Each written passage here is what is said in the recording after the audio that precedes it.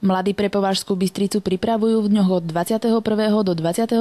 októbra v priestoroch Považského svetového strediska školenie pre mladých od 15 do 29 rokov, ktorí sú vedúcimi, prípadne členmi nejakej skupiny. Je zamerané hlavne pre vedúcich skupín, ale aj pre členov jednotlivých skupín, či už existujúcich, alebo chcú nejakú skupinu tu založiť, či už na škole, alebo v meste.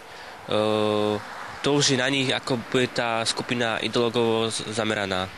Čo vlastne bude spočívať toto školenie? Takže mladí vo veku 15 až 30 rokov sa môžu ku nám zaregistrovať. Súčasťou tohoto školenia sú 3 témy. Tímová spolupráca, hľadanie finančných zdrojov a vedenie skupiny. Čo vlastne bude tak predmetom toho školenia? Bude takým spôsobom dať niečo tým mladým, zároveň niečo od nich získať, lebo predsa medzi tými mladými budú ľudia, ktorí fungujú v skupinách, takže aj my sa chceme čosi naučiť a hlavne vytvoriť partnerstva v rámci tých skupín medzi sebou a s nami, že by sme mali vlastne do budúcnosti nejakých nových partnerov.